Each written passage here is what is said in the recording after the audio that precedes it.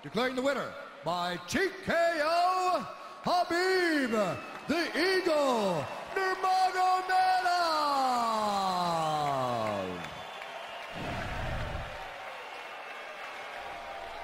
Я здесь с победителем, Хабиб Нурмагомедов. С возвращением, сэр! Каково это, наконец, пройти через все эти травмы, восстановиться и выйти в октагон? На протяжении этих 2 лет я чувствовал себя так, как будто сижу в тюрьме, но теперь я свободен.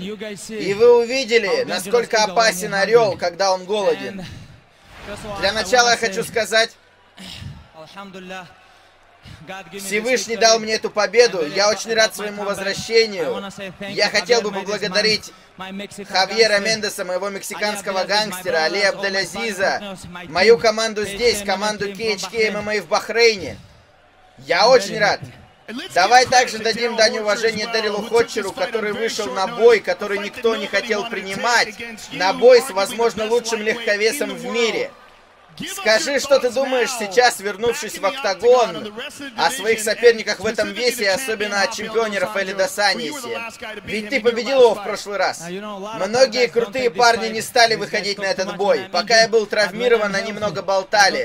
Но когда я выздоровел, они все куда-то подевались. Дэрил, спасибо тебе, ты настоящий мужчина.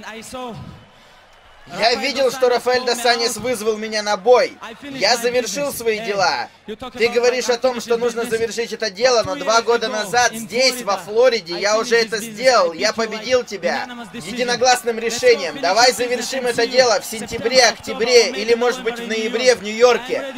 Я готов к любому, в любой весовой категории.